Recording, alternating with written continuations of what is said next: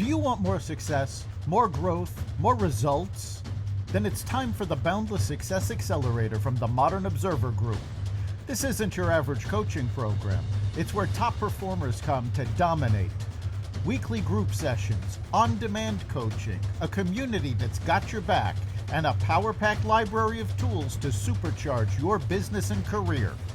No more excuses, no more waiting. Get in, level up, and start building the life you've been dreaming about. Visit us at modernobserver.com/boundlesssuccess to join today.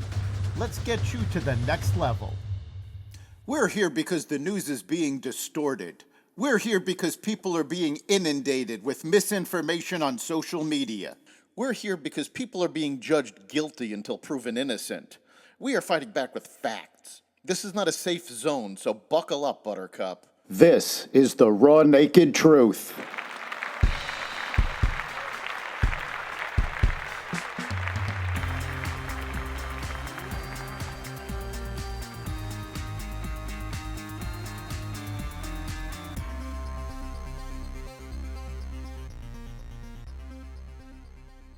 Trump to be sentenced, a new Surgeon General warning, auto sales rebound, and more.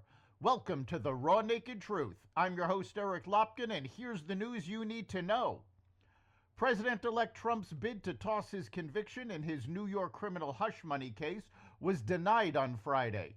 New York Judge Juan Merchan rejected Trump's request to vacate the verdict in the case based on the Supreme Court's presidential immunity decision.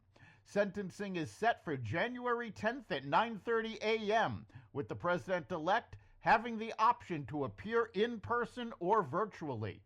But Merchan said he will not sentence the president-elect to prison.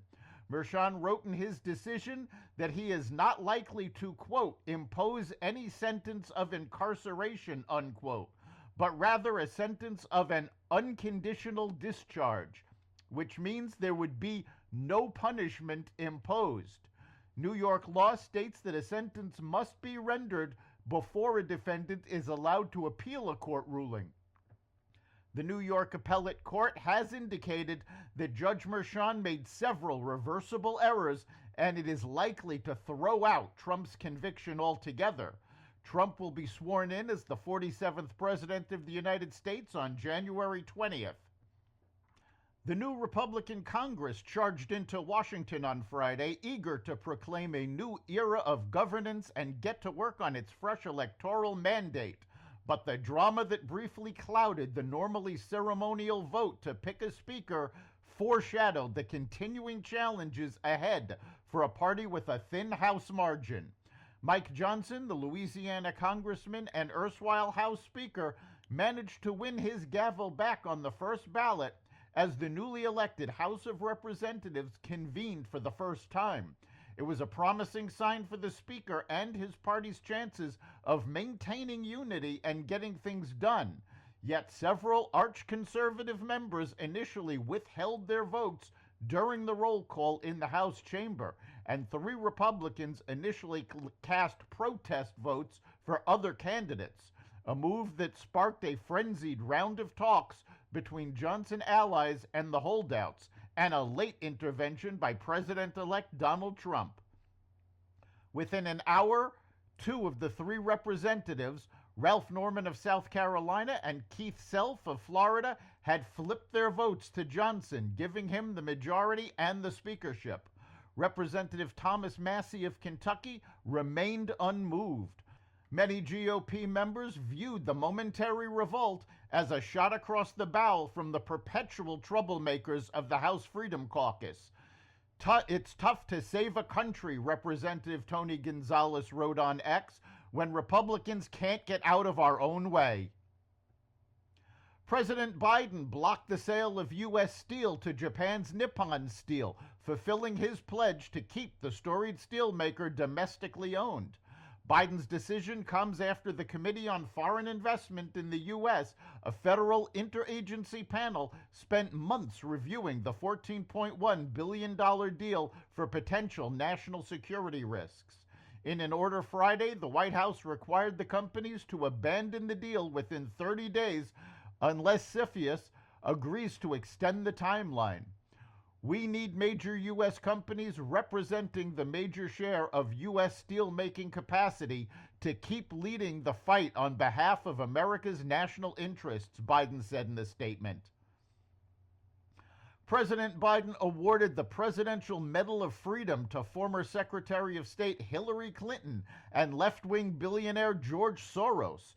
The award, the nation's highest civilian honor, is given to individuals who have made exemplary contributions to the prosperity, values, or security of the United States, world peace, or other significant societal, public, or private endeavors, the White House said in a statement. Criticism of Biden for this announcement was widespread, as there has never been two more divisive choices, and it devalues the medal. Online commentator Blake Habian wrote, "What a joke. These people have done the exact opposite of what the award is intended for." The Islamic Republic of Iran executed over 1,000 prisoners in 86 prisons across the country in 2024, according to a report by the National Council of Resistance of Iran. The report says the death toll is an unprecedented figure in the past 3 decades and represents an increase of 16% from the 864 executions conducted in 2023. Most of the regime's executions took place in the latter half of the year. Almost 70% occurred after the July election of President Masoud Pezeshkian.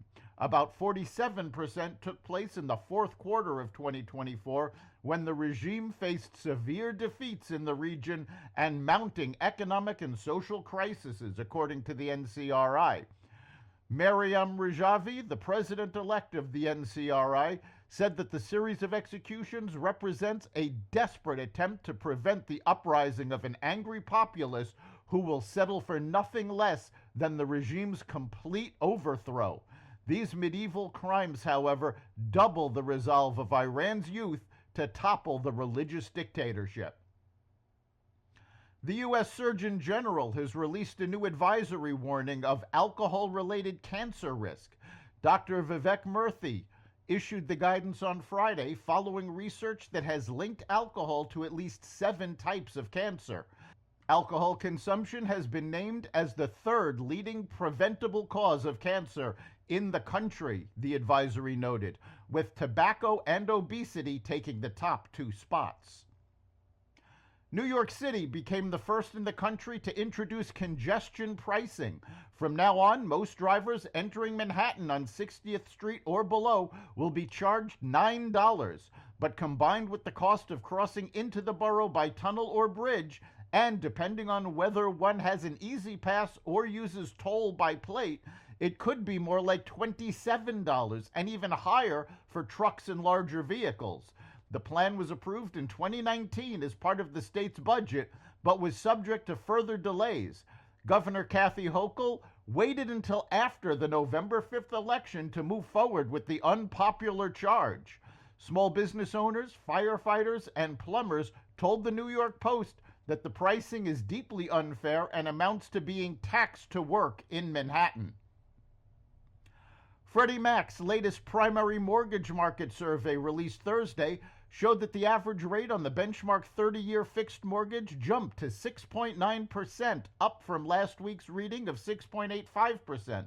The average rate on a 30-year loan was 6.62% a year ago.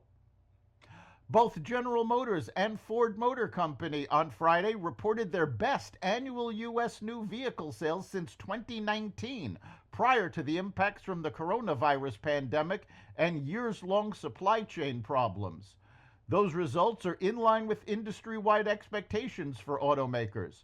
Market research firms expected U.S. automakers to report total sales of nearly 16 million vehicles in 2024, which would mark the industry's best year since selling roughly 17 million units in 2019. That's the Raw Naked Truth.